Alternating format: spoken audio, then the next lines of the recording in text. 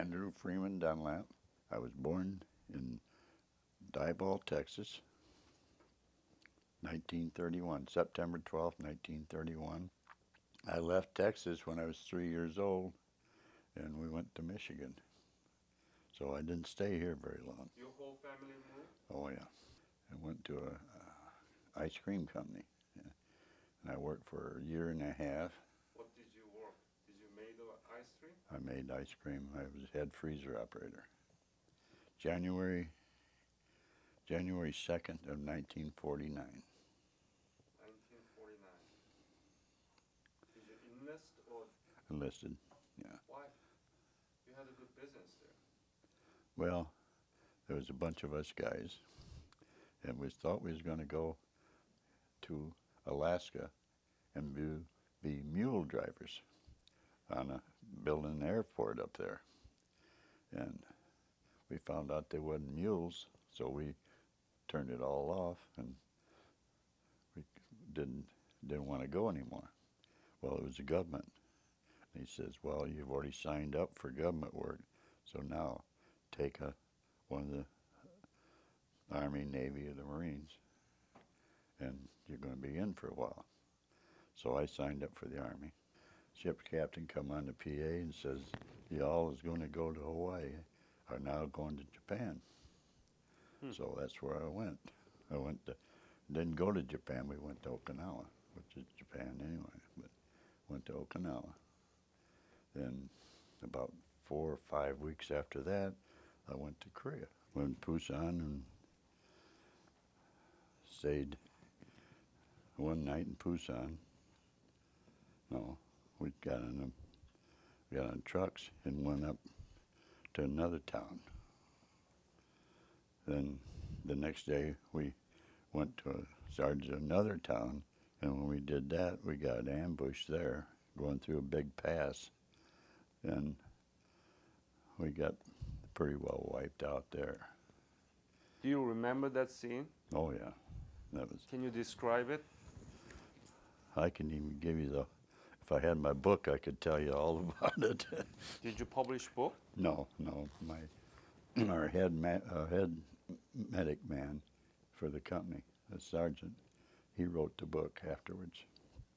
He gives the whole detail of the whole thing.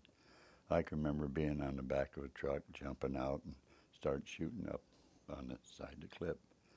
And that lasted a couple hours. Couple hours? Yeah.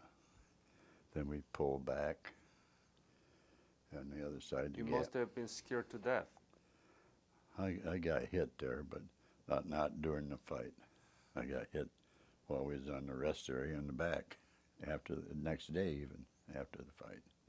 But it was scary. We had the guys in the tankers got shot up, and they was burning coming up the road. It wasn't good.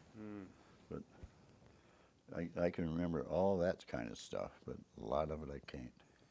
And I remember coming back up to the top of the gap and being there with the medics and all that, and running into another guy from where I come from Kalamazoo. And we sat there and talked for a while, and we went down the other side of the mountain there and bivouacked there that night. And come back the next day and went down and cleaned up everything we had cleaned up down there. But that was,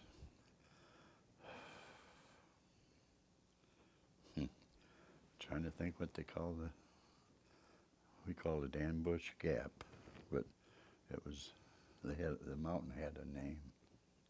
When you were there, it was just about a month after the breakout of the Korean War. Yeah. Would you describe the whole scene? It was, I never seen any brick buildings outside of a school building.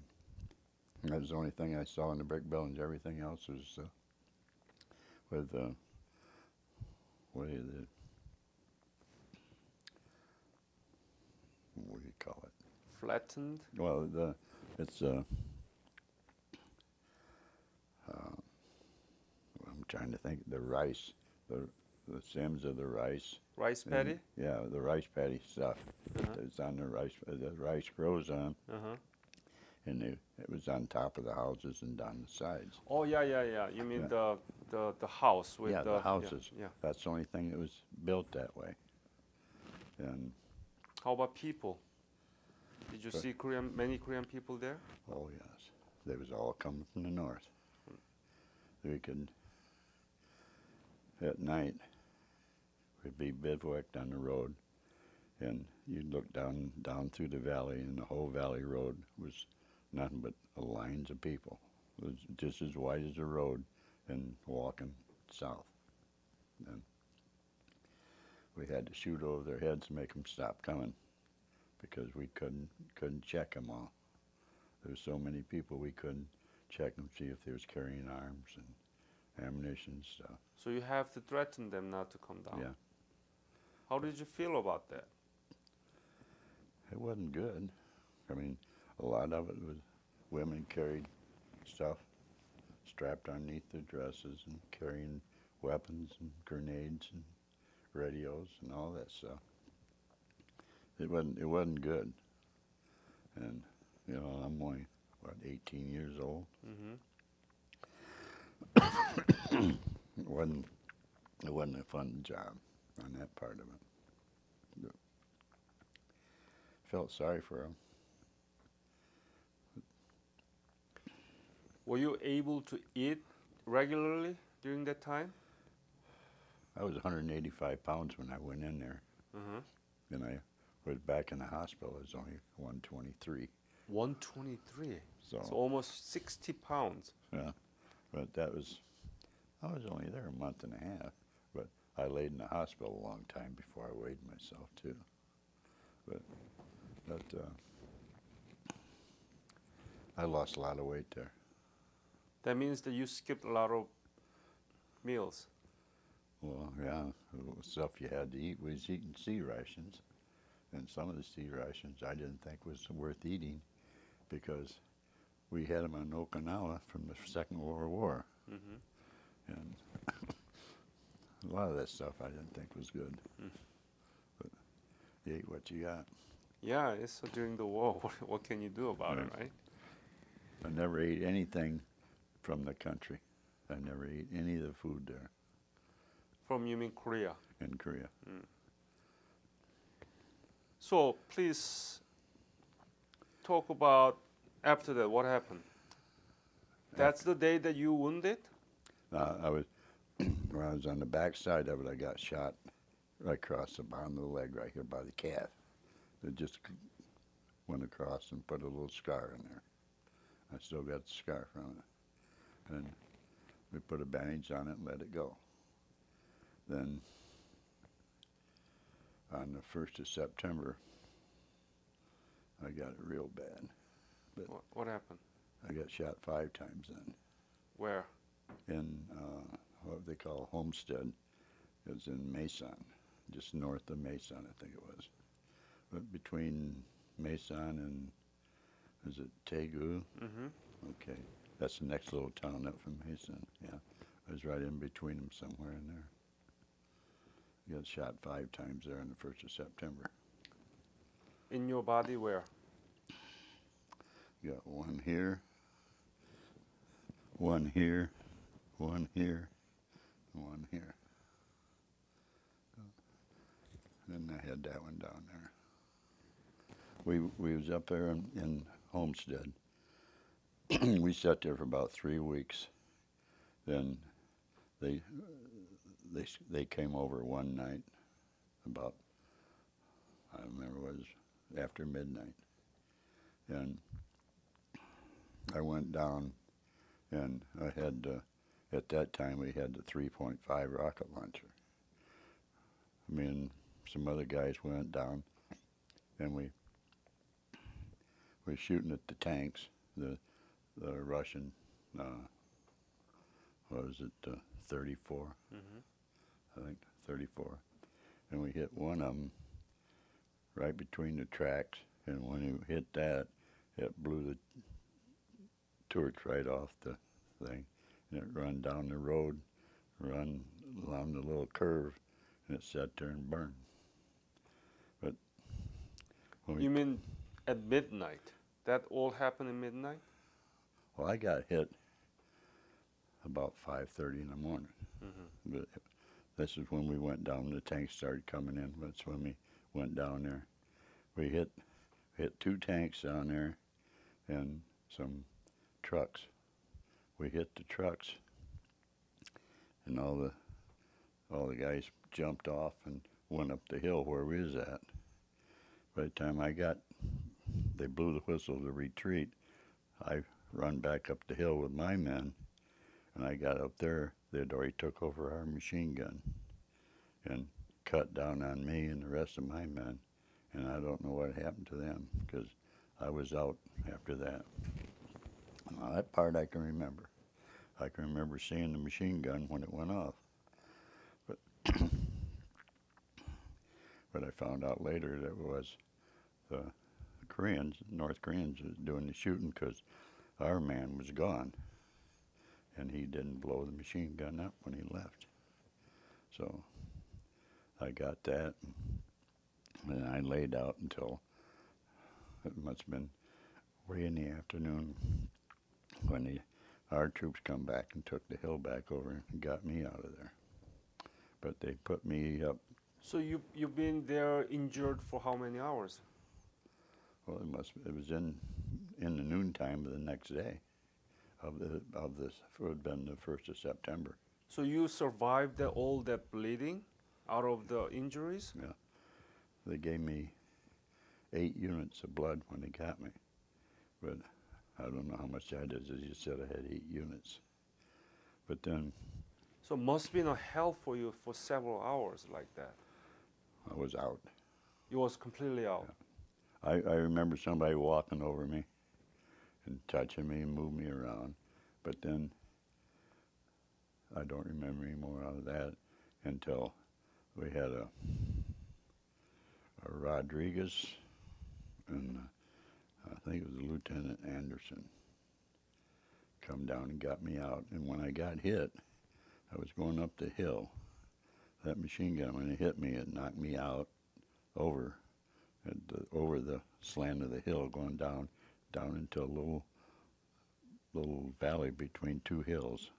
And that we had all mined. That was all landmines in there. And I lit in the middle of that, and they was afraid to come down and get me out of there. So when they finally come and got me out of there, they got me out of there. Have you told this story to your wife? I don't think I ever told her that, all of it. Never? Is this first marriage?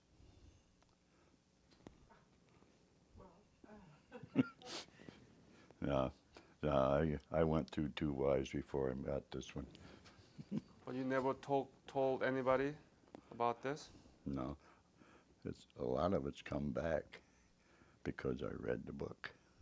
A lot of the book comes back from the medic that took care of me, the one that put me on the stretcher and took me back to Busan. But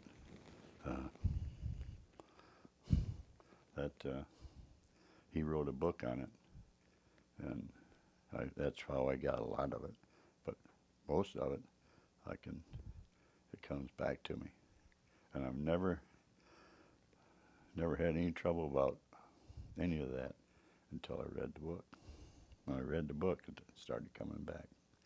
I didn't even talk about this war until when I come down.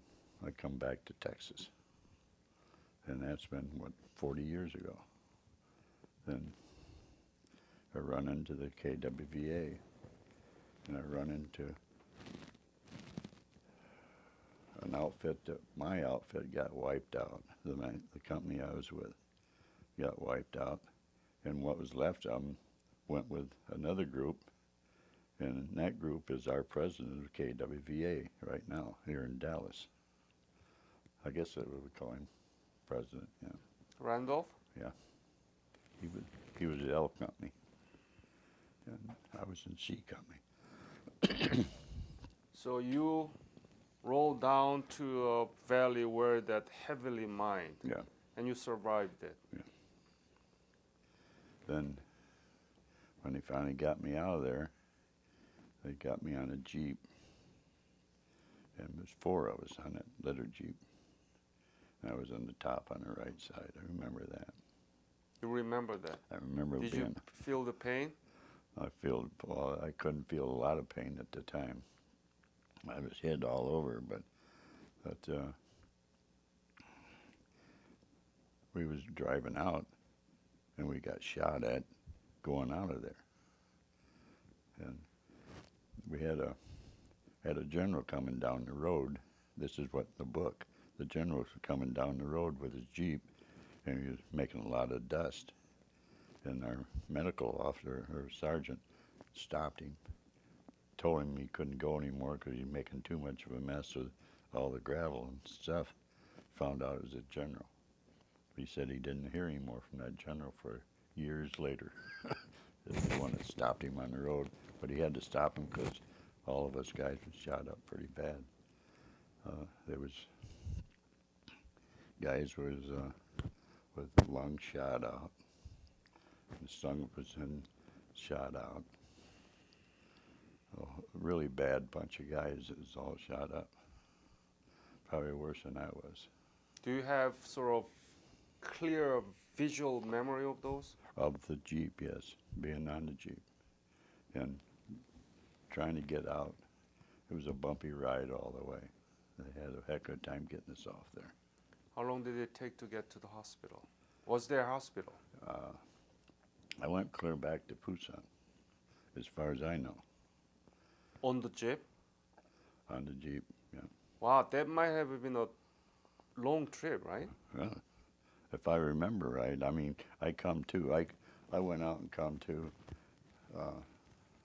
I come to one time laying in the hallway of some building, and somebody told me I was going to be all right, and I guess they tell everybody that, but said I was going to be all right, and they carried me out. 1st of September. 1st of September. That's when I got shot.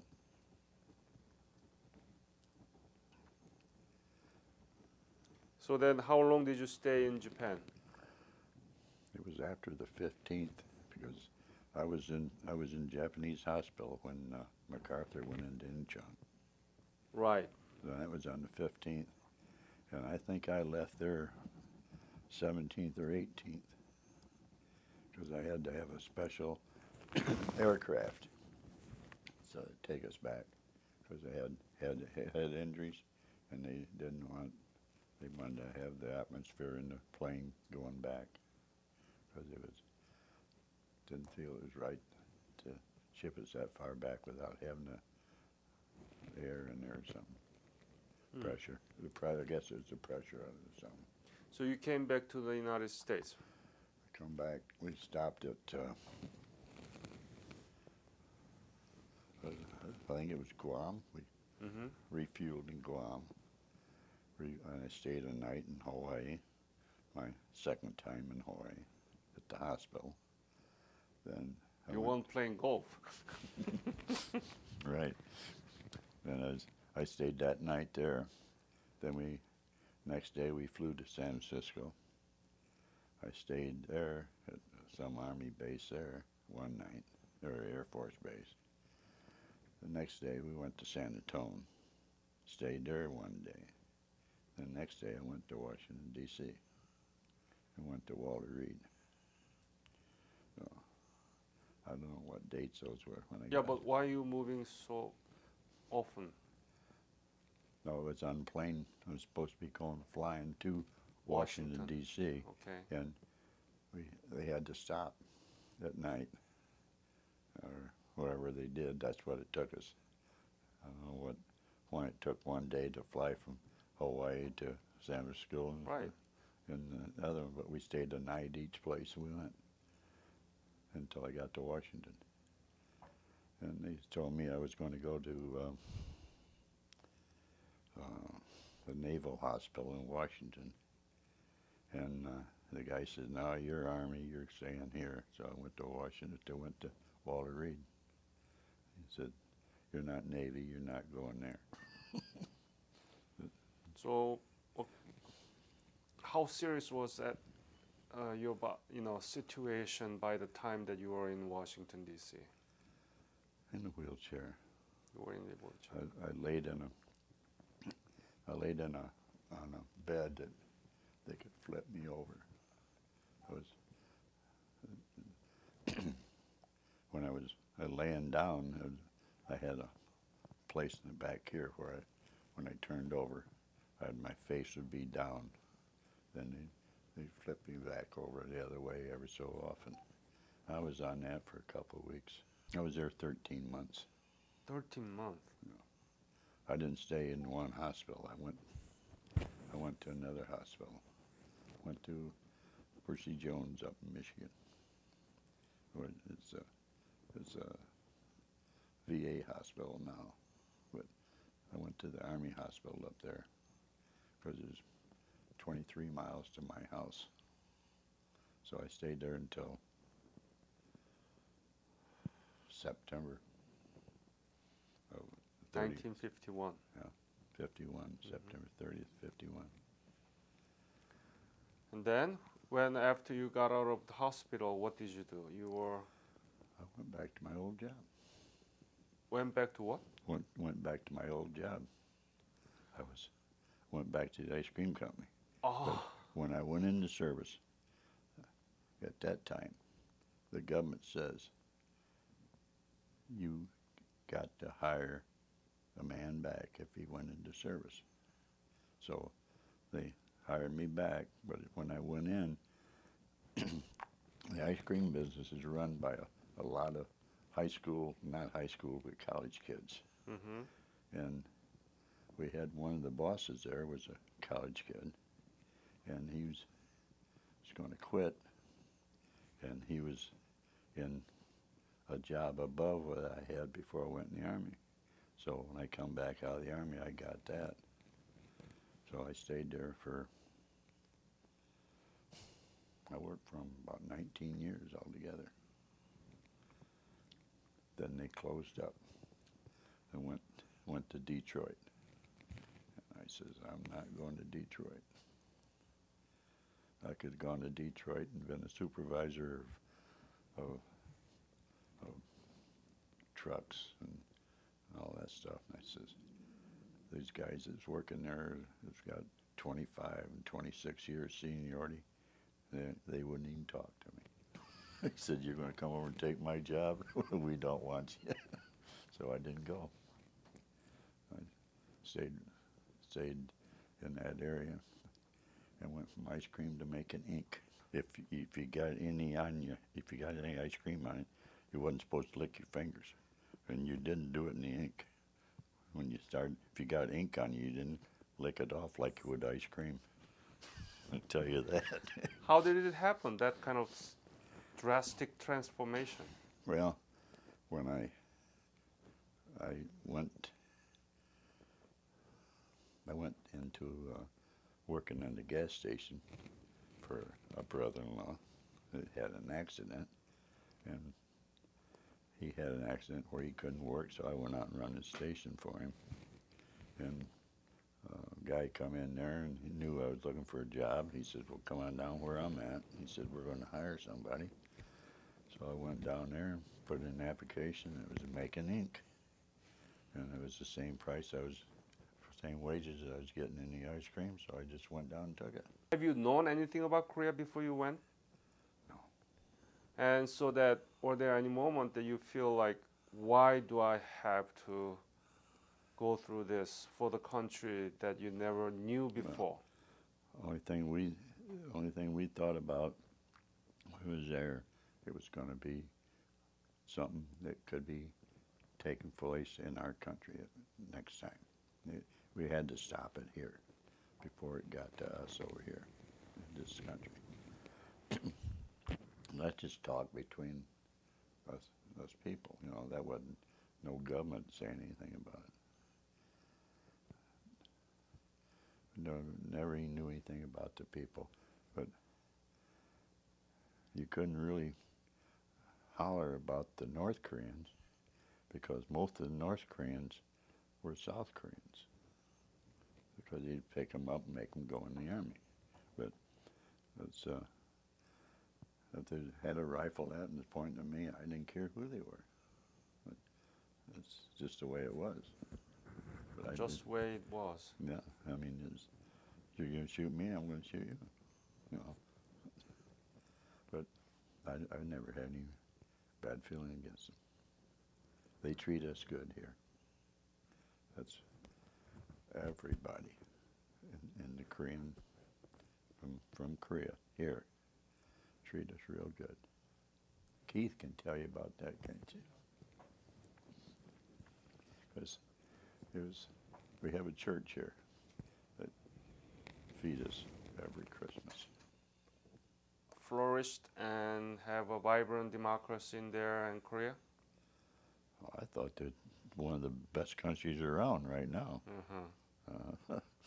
I mean, I've seen the pictures, and I think, well, what I did here, I was going to go down to the KIV Motor Company and tell them. I said, you guys couldn't even sell these things here if it wasn't for me dying over there for you. Mm-hmm. That's what, right. Kia. But I says, I think I should have a car. And go to Samsung and say, I need a TV. I says, I know you got it. And I says, the phones look good too. I says, I kind of helped you get there, but I wouldn't do it. So what do you think is the legacy of Korean War and Korean War veterans to yourself? What is it? Why is it important? What to remember? Things like that. I think it, with the organizations, it keeps everybody remembering of the Korean War. And I think we're the only ones that really know it was there, Mm-hmm. because the schools don't teach it. Mm-hmm. And they have a good system to tell them about the schools. But school books don't say that much about Korea. But I think it's nice to have the Korean War Veterans Association just for that, to keep it going. I went to one. JD and I went to one up in Sherman. We went to school up there, and the kids are only about like this. And the only thing they wanted to know was the medals. Yeah. What's the medals for? What's all these medals for? So what medal did you get? I got Purple Heart, and I got a couple of Korean things, medals and stuff. But I don't really know what they all are. I have a belt buckle from your. Yeah, I noticed that it's Korean. Yeah, I don't know if Keith got one of those or not, but did you get one? I didn't have it. I wore it in every pair of pants I've put on since we got it. But, So that works fine. Yeah. Good.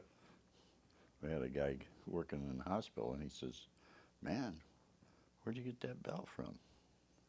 I said, "That comes from the Korean president." He said, "North or south?" Well, if we go to a big war, you got to go to the draft, because you won't have volunteers for that. They have a lot of volunteers now, but our whole army right now is all volunteer. I mean, that's all services. None of them are drafted. Any other comments that you want to make? Not really. I don't know of anything I could say about it that I don't have any hard feelings. Well, the war's not over yet. Not over yet. Well, no, but we never signed a peace. Right. There's never been a peace signed. Right. So they went their way and we went our way. And there's still people being killed over there. I think we did them a good job. I think by being there, what we did in a few other countries around, I think we got everything straightened out with the North. But now he's got that country over there in the North to the point that if they want to eat, they've got to go in the Army. so he can have a 1 million, 2 million man iron because they got to eat, so they go into service. And we might, if we ever have to fight them, we're going to have a heck of a time on it. There's no way we can put a million people on land quick enough to save South Korea. It's just not with his army.